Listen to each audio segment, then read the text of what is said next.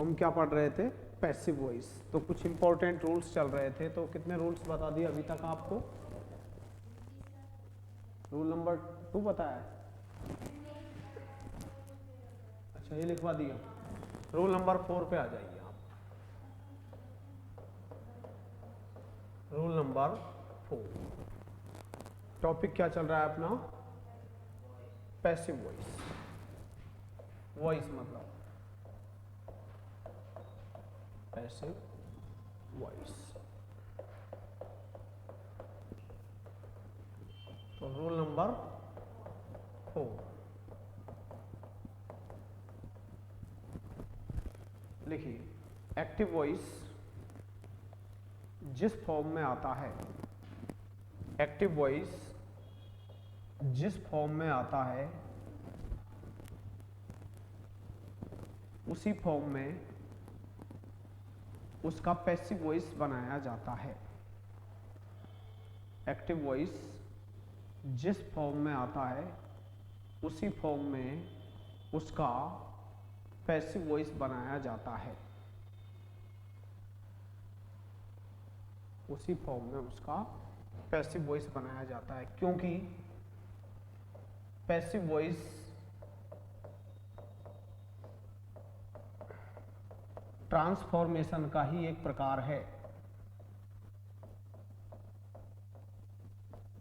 क्योंकि passive voice transformation का ही एक प्रकार है, ट्रांसफॉर्मेशन का ही एक प्रकार है। तो देखो मैंने क्या लिखवाया कि एक्टिव वॉइस जिस फॉर्म में आता है उसी फॉर्म में क्या बनाना होगा आपको, उसका पैसिव वॉइस। अच्छा ये क्यों बनाना होगा, इसका भी मैं रीजन बता रहा हूं आपको। पैसिव वॉइस किस में आता है? ट्रांसफॉर्मेशन में। और आप जब लैंग्वेज के अंदर ट्रांसफॉर्मेशन टॉपिक पढ़ोगे, विशेषकर राजस्थान के एग्जाम को ध्यान में रखते हुए, तो एक सेंटेंस को दूसरे वाक्य में मतलब बदलना, to change one sentence into another sentence but without altering its real meaning. Transformation में रियल मीनिंग चेंज नहीं होता। तो ध्यान रखना, एक्टिव से जब भी आप पैसिव वॉइस बनाओगे तो क्या नहीं बदलना चाहिए आपका? वास्तविक अर्थ, रियल मीनिंग चेंज नहीं होना चाहिए। एक वाक्य को दूसरे वाक्य में बदलेंगे लेकिन क्या नहीं बदलेगा? रियल जो मीनिंग है वो चेंज नहीं होगा। तो इसलिए मैंने आपको ये लिखवाया कि भाई एक्टिव वॉइस जिस फॉर्म में आएगा उसी फॉर्म में हमें उसका क्या बनाना है? Passive voice. आप देख ले फिर भी इसको, ठीक है, ऐसे लिख लो आप, ये एक्टिव वॉइस और ये पैसिव वॉइस, ठीक है। अगर हमने एक्टिव वॉइस किस में बनाया? सिंपल सेंटेंस में। किसमें? सिंपल सेंटेंस में, साधारण में, असर्टिव में। तो हम पैसिव वॉइस भी किस में बनाएंगे? सिंपल सेंटेंस में। लिख लें आप,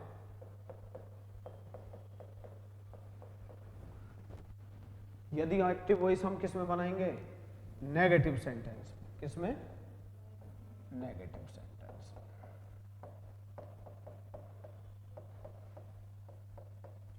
तो पैसिव वॉइस भी किस में बनेगा? Negative sentence.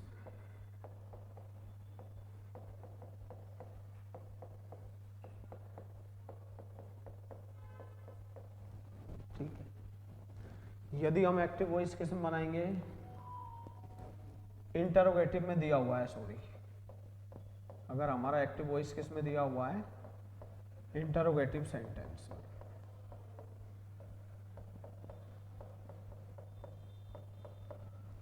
तो हम पैसिव वॉइस भी किस में बनाएंगे? इंटरोगेटिव सेंटेंस में बनाएंगे। Interrogative sentence. अगर हमारा एक्टिव वॉइस किस में दिया हुआ है? इंटरोगेटिव नेगेटिव में।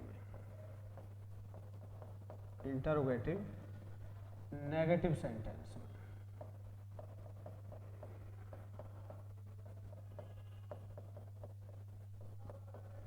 ठीक है। तो हम पैसिव वॉइस भी किस में बनाएंगे? इंटरोगेटिव नेगेटिव सेंटेंस में। इंटरोगेटिव नेगेटिव सेंटेंस, क्योंकि हमें रियल जो मीनिंग है वो कभी भी चेंज नहीं करना है। ठीक है, तो जिस फॉर्म में एक्टिव वॉइस आएगा हमें उसी फॉर्म में क्या बनाना होगा, पैसिव वॉइस। और ऐसा क्यों है, क्योंकि जो पैसिव वॉइस होता है ट्रांसफॉर्मेशन के अंदर आता है। अभी मैं क्लियर कर लेते हैं हम कुछ सेंटेंसेज के थ्रू। देखिए देखिए आपने यहां तक सभी ने, हाँ मैंने एक सेंटेंस लिखा,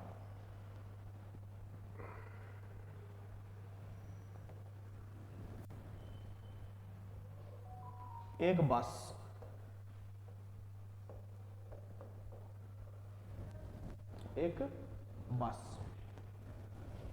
दो महिलाओं को कुचल देती है।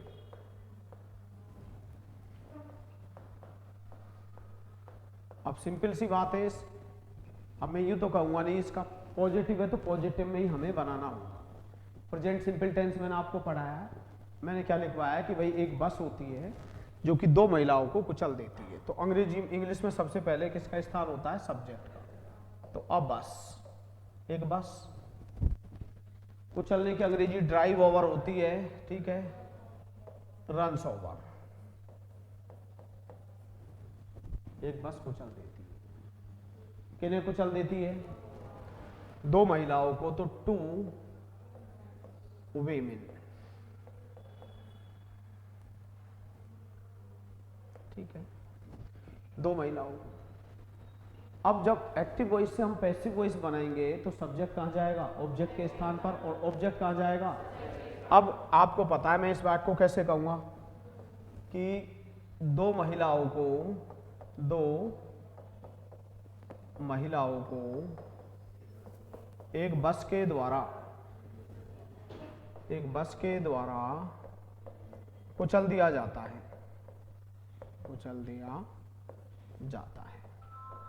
अब बताओ रियल मीनिंग चेंज हुआ है क्या, नहीं हुआ ना, क्योंकि एक्टिव वॉइस से पैसिव वॉइस बनाते समय कभी भी रियल मीनिंग चेंज नहीं होना चाहिए। अब मैंने यहां पर क्या लिख दिया, दो महिलाएं, तो टू वीमेन, दो महिलाएं, वुमेन का बहुवचन क्या होता है, वीमेन। अब ये बहुवचन है तो वर्ब प्रेजेंट सिंपल का पैसिव वॉइस किस में बनता है, इजारे में। तो मैंने कहा two women are run, ran, run. Third form में भी स्पेलिंग क्या होती है, are you over.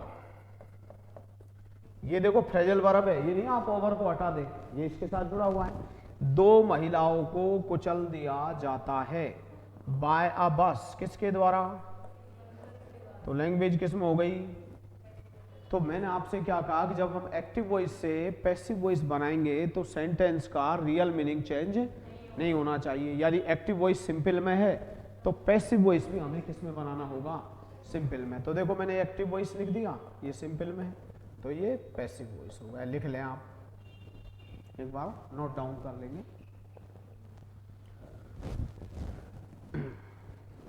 Run over का मतलब क्या होता है, कुचलना।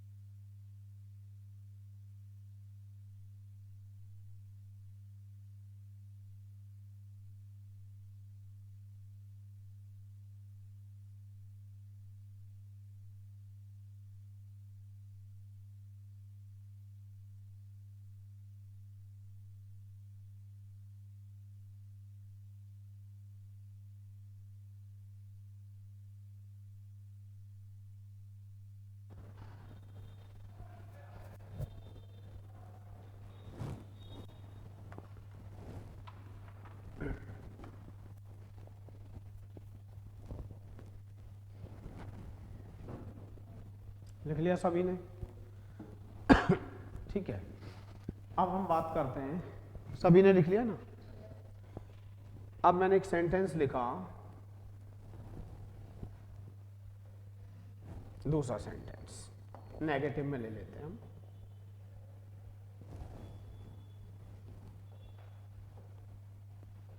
मैंने कहा कि मैं अंग्रेजी को मातृभाषा के रूप में नहीं बोलता हूं।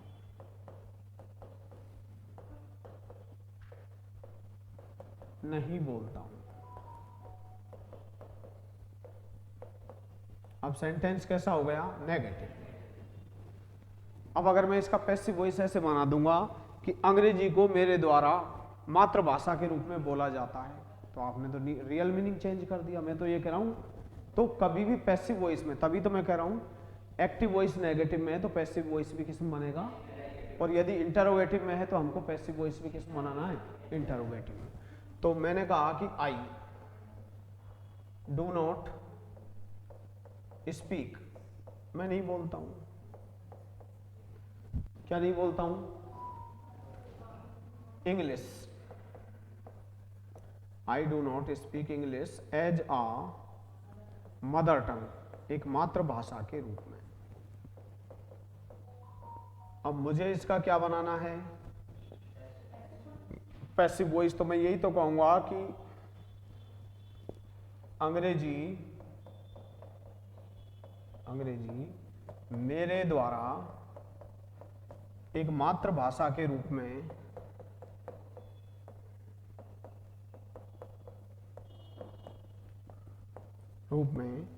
नहीं बोली जाती है। नहीं बोली जाती। अर्थ बदला है क्या? बोलिए। नहीं बदला। तो जिस फॉर्म में, अब मैंने क्या किया यहां? इंग्लिश, ठीक है। अब प्रेजेंट सिंपल का पैसिव वॉइस किस में बनता है? Is are am. अब यहाँ डू डज के बाद नॉट है, तो यहाँ इज आर एन के बाद क्या आ जाएगा? नॉट आ जाएगा। तो इंग्लिश इज नॉट स्पोकन, अंग्रेजी नहीं बोली जाती है। वो कैसे भी लिख लो, यहां लिख दो by me as a mother tongue, या as a mother tongue by me. अब आपको पता है कि एज अ मदर टंग, एक मातृभाषा के रूप में, एज अ मदर टंग, एक मातृभाषा के रूप में, बाय। अब पता है मैंने हम क्यों लिखा है? मैंने आपको पैसिव वॉइस में नियम लिखवा दिया कि बाय एक प्रेपोजिशन होता है, और प्रेपोजिशन के बाद कभी भी प्रोनाउन के किसका यूज होता है? ऑब्जेक्ट केस का। कभी भी सब्जेक्ट केस का यूज नहीं होता। तो नियम आ गया, हो गया समझ कि जिस फॉर्म में आएगा उसी फॉर्म में क्या बनाएंगे? Passive voice. ये नोट कर ले आप एक बार।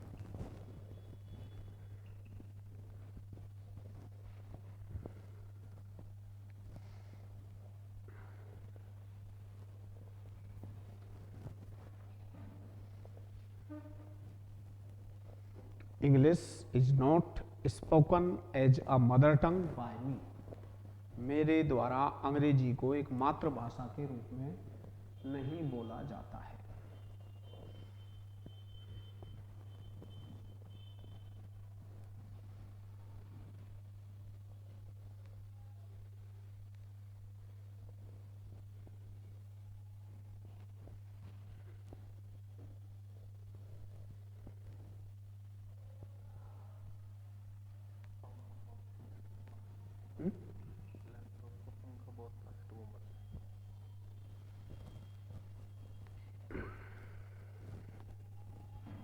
लिख लिया सभी ने?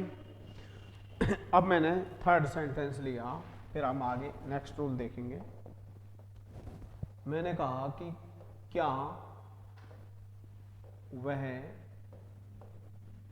चार भाषाएं, क्या वह चार भाषाएं बोलती है?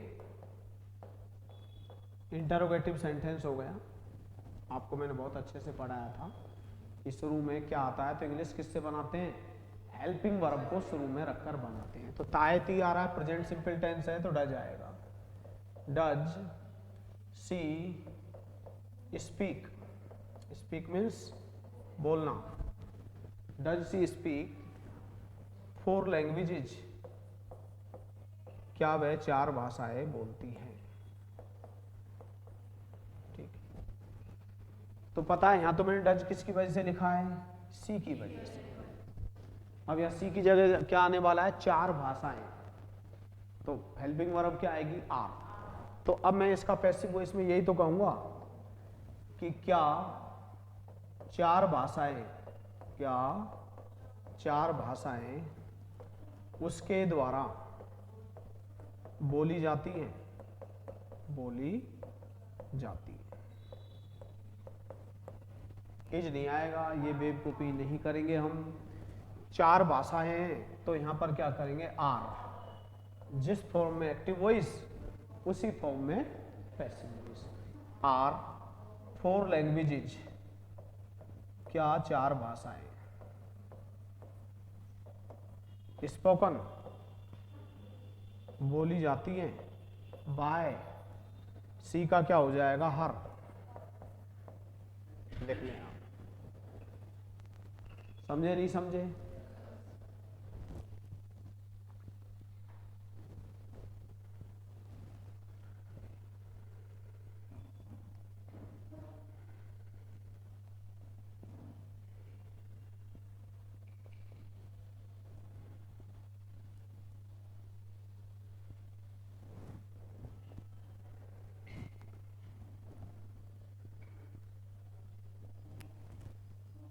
Are four languages spoken bye.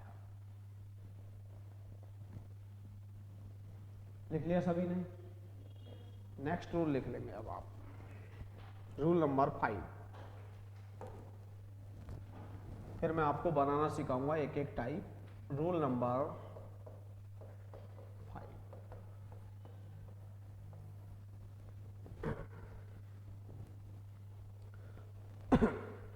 समय। रूल नंबर 5 में आप लिखेंगे, मैं आपको क्लियर कर देता हूं। मैं आपके सामने क्वेश्चन उठाता हूं। वैसे तो हकीकत में जिसको हम बाय प्लस सब्जेक्ट बोलते हैं, डूअर बोला जाता है। क्या डूअर वह होता है, सही भाषा में हमें इसको क्या बोलना चाहिए, डूअर।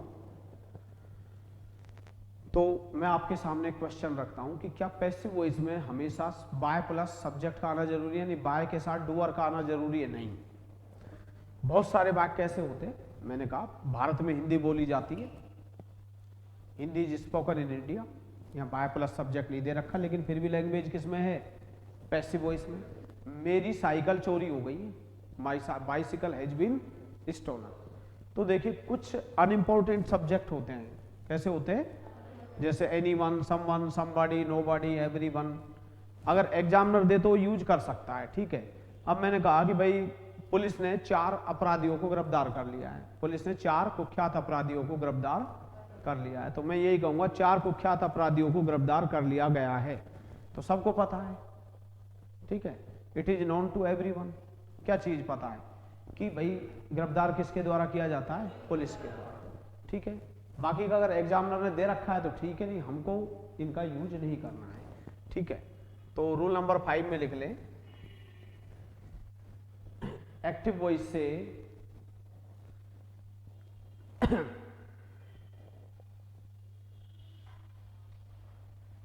एक्टिव वॉइस से पैसिव वॉइस बनाते समय, एक्टिव वॉइस से पैसिव वॉइस बनाते समय, पैसिव वॉइस बनाते समय यह जरूरी नहीं होता है, एक्टिव वॉइस से पैसिव वॉइस बनाते समय यह जरूरी नहीं होता है कि हम हमेशा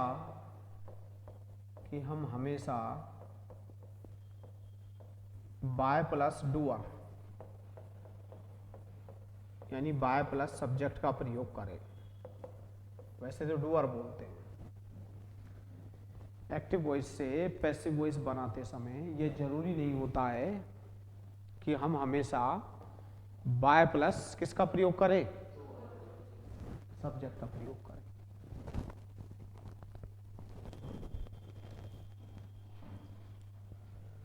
अब यदि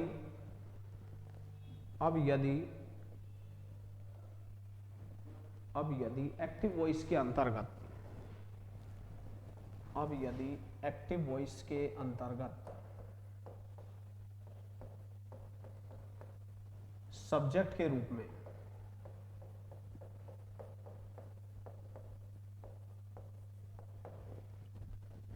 के रूप में कोई अनइम्पॉर्टेंट सब्जेक्ट, कोई अनइम्पोर्टेंट सब्जेक्ट,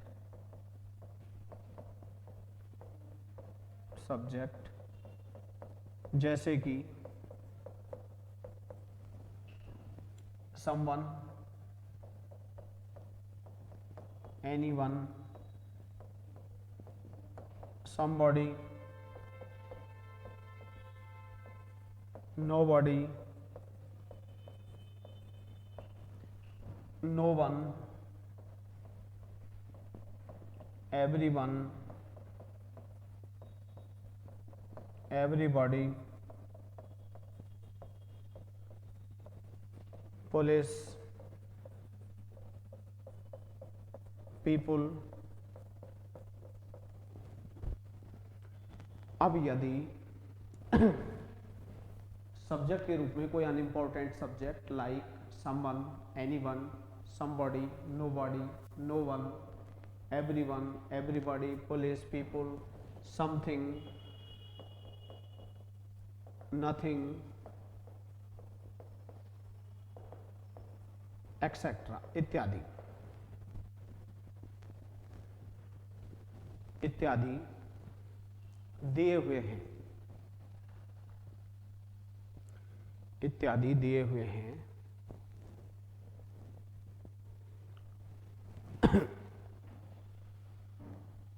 इत्यादि दिए हुए हैं। तो हम पैसिव वॉइस बनाते समय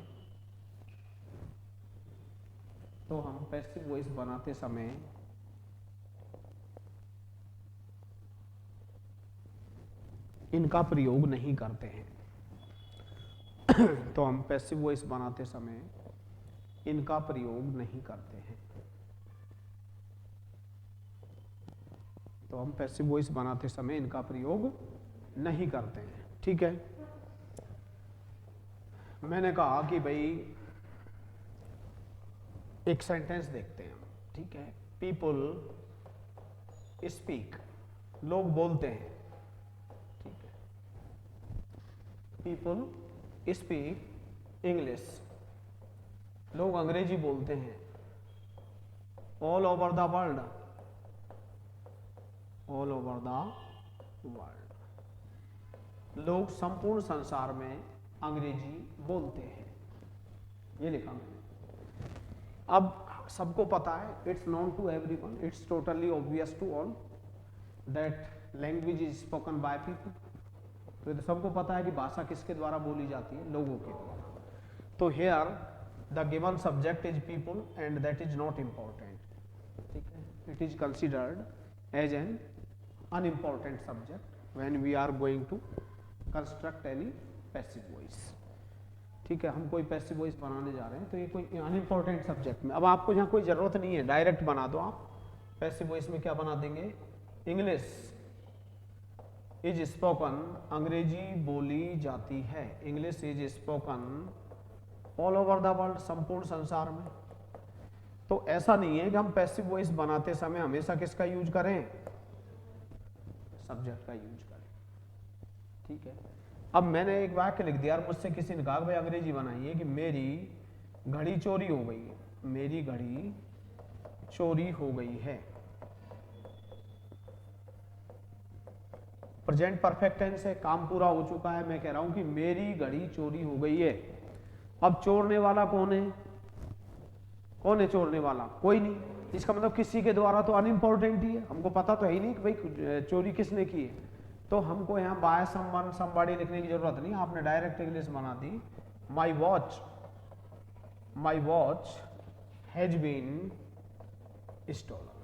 और बाकी का हम जब पैसिव वॉइस पढ़ेंगे तो डिटेल में डिस्कस करेंगे। ठीक है, एग्जाम्स के क्वेश्चंस को ध्यान में रखते हैं तो आप लिख लेंगे।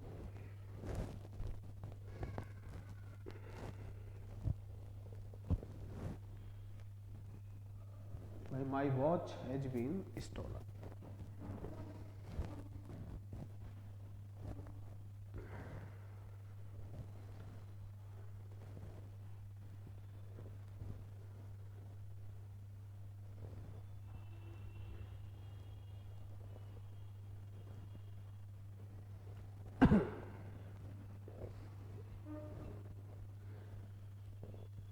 नेक्स्ट रूल लिखें, फिर डिटेल में चलेंगे हम। ठीक है, पैसिव वॉइस में फिर एग्जाम मत के जितने भी क्वेश्चन है वो सॉल्व करेंगे, कहीं भी आपको कोई प्रॉब्लम नहीं होगी। शॉर्ट मेथड भी बताएंगे लास्ट में, तो ध्यान दे। अब आप लिख लिया यहाँ तक सभी ने, नेक्स्ट रूल लिख लिया अब आप। रूल नंबर कौन सा चल रहा था? 6। देखो ये सामान्य समझने के लिए, जब हम पैसिव वॉइस पढ़ रहे होते हैं तो वर्ब के बारे में आना चाहिए। तो वर्ब के वैसे बहुत सारे प्रकार होते हैं इंग्लिश में, लेकिन हम एक मुख्य क्रिया को दो रूप में यूज करते हैं, ट्रांजिटिव वर्ब और इनट्रांजिटिव वर्ब। यानी जिस वर्ब के साथ ऑब्जेक्ट दिया हुआ होता है वो ट्रांजिटिव वर्ब कहलाती है, जिस वर्ब के साथ ऑब्जेक्ट नहीं होता है वो इनट्रांजिटिव वर्ब होती है। और मैं आपको शुरुआत में ही बता चुका हूँ, I have told you at the outset of this batch, especially when we are going to study the so-called topic passive voice, and I have repeatedly told you time and again कि active voice के लिए subject का होना जरूरी है और passive voice के लिए ऑब्जेक्ट का होना जरूरी है। अगर आपको टेंस में यानी एक्टिव वॉइस में अंग्रेजी बनानी है तो सब्जेक्ट होना जरूरी है, और पैसिव वॉइस में अंग्रेजी बनानी है तो क्या होना जरूरी है? ऑब्जेक्ट। भाई ऑब्जेक्ट का साइंटिफिक जो अध्ययन किया जाता है, scientific study of object is called a passive voice. इसमें वैज्ञानिक अध्ययन किया जाता है किसका? ऑब्जेक्ट का। और ऑब्जेक्ट यहाँ पर बेचारा निष्क्रिय हो जाता है, पैसिव हो जाता है, डोरमेंट हो जाता है, क्योंकि जब भी तो इसका नाम पैसिव वॉइस पड़ा है। आप ऑब्जेक्ट को सब्जेक्ट की जगह लिख दोगे, वहां वो सब्जेक्ट का ही काम करेगा, लेकिन वो सब्जेक्ट क्या नहीं करेगा? काम नहीं करेगा। ठीक है, तो अगला नियम ये है, लिख लें आप, एक्टिव वॉइस से पैसिव वॉइस हम केवल ट्रांजिटिव वर्ब का ही बनाते हैं। एक्टिव वॉइस से पैसिव वॉइस हम केवल ट्रांजिटिव वर्ब का ही बनाते हैं। किसका बनाते हैं? ट्रांजिटिव वर्ब का ही बनाते हैं।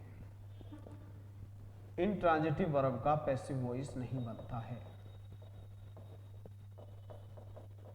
इनट्रांजिटिव वर्ब का पैसिव वॉइस नहीं बनता है।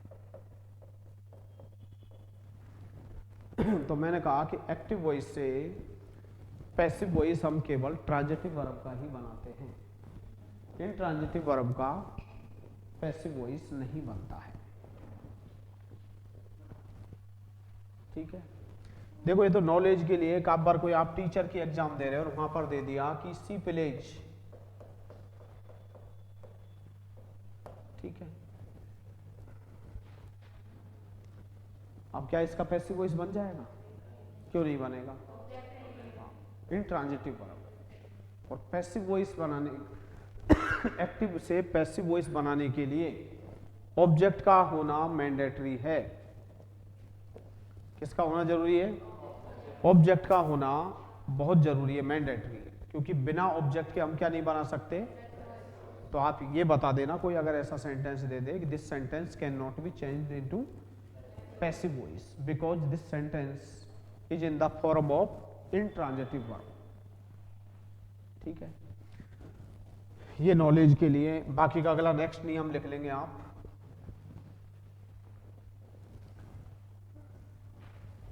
रूल नंबर कौन सा है? Rule number 7। ये काफी इंपॉर्टेंट है, वैसे मैं डिटेल में एग्जाम्पल से आगे चल के बताऊंगा आपको। यदि एक्टिव वॉइस हूं से शुरू हो, यदि एक्टिव वॉइस हूं से शुरू हो तो हम पैसिव वॉइस बनाते समय, यदि एक्टिव वॉइस हूं से शुरू हो, किससे? हूं से, तो हम पैसिव वॉइस बनाते समय शुरू में बाय होम का प्रयोग करते हैं। तो हम पैसिव वॉइस बनाते समय शुरू में बाय होम का प्रयोग करते हैं। मैंने क्या लिखवाया है कि यदि एक्टिव वॉइस किससे शुरू हो? हूं से शुरू हो, तो पैसिव वॉइस बनाते समय हम शुरू में बाय होम का प्रयोग करते हैं, और बाय होम के तुरंत बाद, और बाय होम के तुरंत बाद एक्जुलरी वर्ब का आना जरूरी है। यानी हेल्पिंग वर्ब का आना जरूरी है। और बाय हुम के तुरंत बाद एक्जुलरी वर्ब का आना जरूरी है। एक्जुलरी वर्ब बोले तो हेल्पिंग वर्ब का आना जरूरी है।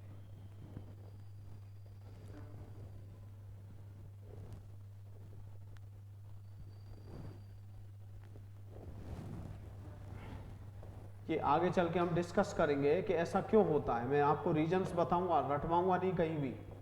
तो हूं का क्या बनेगा, और बाय हुम के तुरंत बाद आपको क्या याद रखनी है, हेल्पिंग वर्ब। रूल नंबर 8 लिख ले अब आप। रूल नंबर 8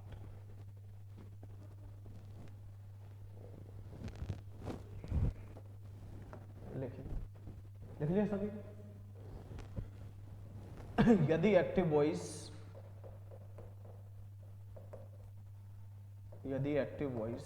हुम से शुरू हो, यदि एक्टिव वॉइस हुम से शुरू हो, किससे, हुम से, तो हमें पैसिव वॉइस बनाते समय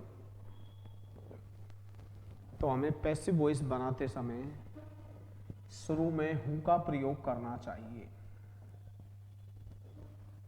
यदि एक्टिव वॉइस हुम से शुरू हो, किससे, हुम से, तो हमें पैसिव वॉइस बनाते समय शुरू में हु का प्रयोग करना चाहिए। और हु के बाद हम हेल्पिंग वर्ब का प्रयोग करते हैं।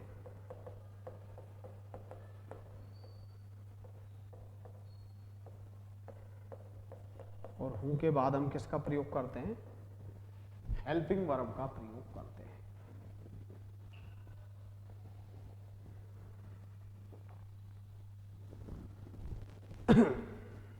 किसका प्रयोग करते हैं हम, हेल्पिंग वर्ब का प्रयोग करते हैं। लिख लिया यहां तक सभी ने। एक लास्ट रूल लिख ले, फिर हम पैसिव वॉइस का एक एक टाइप पढ़ेंगे। रूल नंबर 9,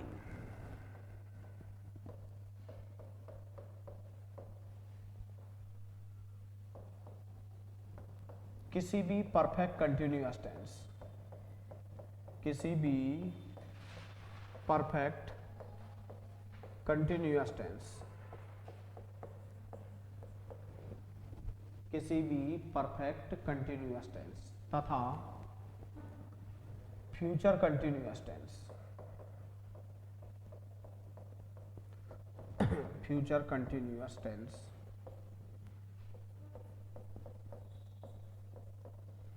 किसी भी परफेक्ट कंटिन्यूअस टेंस तथा फ्यूचर कंटिन्यूअस टेंस का पैसिव वॉइस नहीं बनता है। किसी भी परफेक्ट कंटिन्यूअस टेंस तथा फ्यूचर कंटिन्यूअस टेंस का पैसिव वॉइस नहीं बनता है। क्यों नहीं बनता है, इसके पीछे मैं रीजंस बताऊंगा। ठीक है, अब आप, ये तो हो गए अपने नियम, और अब हेडिंग में लिख लेंगे आप प्रेजेंट टेंस का, किसका, प्रेजेंट टेंस का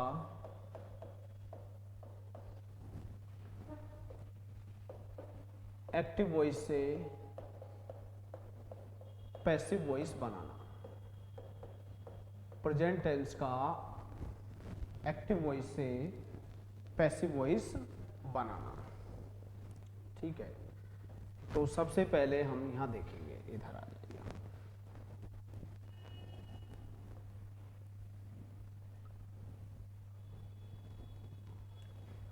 एक नंबर पे प्रेजेंट सिंपल, कौन सा tense, present simple. Present simple में क्या क्या आता है, पढ़ाया था मैंने टेंस में। आईयूबी दे के साथ सिंपल सेंटेंस में वर्ब की फर्स्ट फॉर्म, अथवा वर्ब की फर्स्ट फॉर्म में ऐसी यस। और जब हम नेगेटिव बनाएंगे या इंटरोगेटिव बनाएंगे तो डू डज का यूज होगा। डू डज, यानी जिस फॉर्म में एक्टिव वॉइस आएगा उसी फॉर्म में क्या बनेगा, पैसिव वॉइस। तो इसका जो पैसिव वॉइस बनता है वो आपको याद करना है, वो बनता है इजारे में।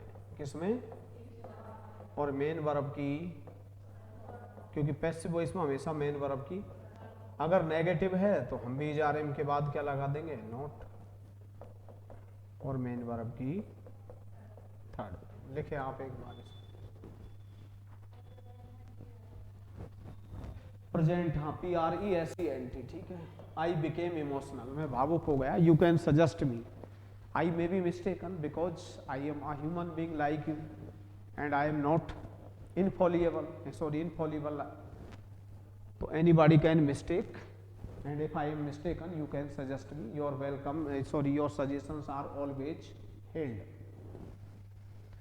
तो मैं गलत हो सकता हूँ क्योंकि मैं भी I am a human being like you।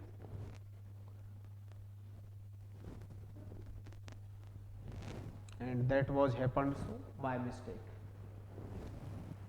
present, PRESENT।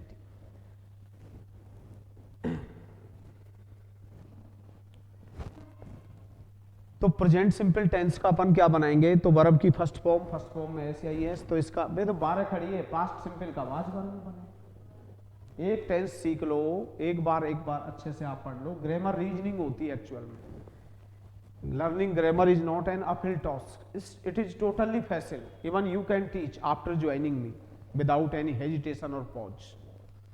If you join any coaching institute, any school for the sake of teaching English, then there is no problem। लेकिन मैंने आपको कहा कि मेरे अनुसार अगर लैंग्वेज की what is the soul of language, वैसे तो ग्रामर को माना गया है, लेकिन मेरी अगर ओपिनियन, मेरी खुद की निजी राय पूछे तो वोकेबलरी, क्योंकि जब तक वोकेब नहीं होगी, ये तो ग्रामर है, इसमें तो मैं सिखा दूंगा, कहीं से ही कर लेना कोई भी क्वेश्चन, लेकिन how can one speak English, how can one learn English, how can one, ठीक है, no English without the enhancement of vocabulary. So I have repeatedly told you that you are first of all enhance your vocabulary to a large extent if you want to eliminate the given options in no time like me। तो लिख ले आप, ठीक है। तो present simple का passive voice किसमें बनता है, इज आ रहा है, और मेन वर्ब की थर्ड। अब दूसरा टेंस अपना कौन सा आता है, प्रेजेंट कंटिन्यूअस टेंस। कौन सा, present continuous tense. Present continuous में क्या होता है आप बताएंगे, क्या होता है प्रेजेंट कंटिन्यूअस में, पढ़ा नहीं आपने? कोई काम अभी भी जारी है इज आर एम के बाद, तो हम यहां क्या करेंगे, present continuous, present continuous is are am, और वर्ब की फर्स्ट फॉर्म में आईएनजी, ठीक है। अब ये तो रटने वाली बात हो गई, ये कौन सी वर्ब होती है पता है, जीरेंड नहीं होती, जीरेंड तो खुद ही नाउन होती है, प्रेजेंट पार्टिसिपल, और जहां भी पार्टिसिपल होती है प्रेजेंट पार्टिसिपल, वहां किस में बनता है, बीइंग में। तो हम क्या करेंगे यहाँ, इसका जब पैसिव वॉइस बनाएंगे तो इज आर एम के बाद बीइंग लिखेंगे, और बीइंग के बाद मेन वर्ब की।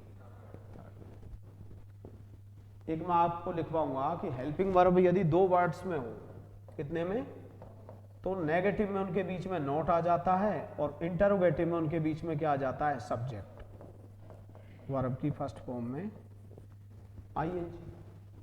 तो हम पैसिव वॉइस किस बनाएंगे इसका, इज आर एम, और इज आर एम के बाद हमने क्या लिख दिया, नॉट, नॉट के बाद बीइंग, और बीइंग के बाद मेन वर्ब की थर्ड फॉर्म। लिख लें आप,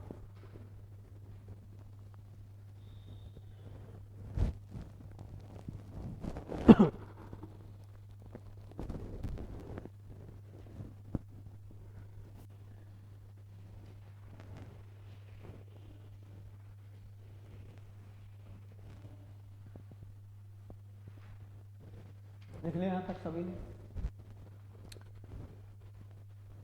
रटना नहीं हमको। ये आईएनजी वाली वर्ब है, ये प्रेजेंट पार्टिसिपल है, जीरेंड वर्ब नहीं है, जीरेंड तो खुद ही नाउन होती है, तो बीइंग में बनता है। अब यहाँ वाज वर्ब के बाद आईएनजी आएगी तो भी किसमें बनेगा, वाज बीइंग, वर बीइंग, ठीक है। अब हमारा तीसरे नंबर पे प्रेजेंट में आता है कौन सा टेंस, नहीं प्रेजेंट परफेक्ट।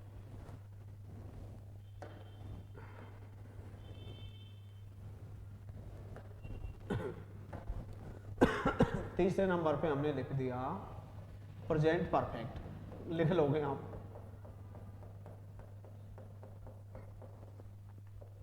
क्या आएगा इसमें, हैज हैव और मेन वर्ब की थर्ड। तो पैसिव वॉइस बनेगा हैज बीन, हैव बीन और मेन वर्ब की थर्ड। अब यदि हेल्पिंग वर्ब दो वर्ड्स में होती है, हैज हैव के बाद नॉट, तो पैसिव वॉइस भी किस्म बन जाएगा इसमें हैज नॉट बीन, क्योंकि दो वर्ड्स में होने पर बीच में क्या आ गया, नॉट, हैव नॉट बीन।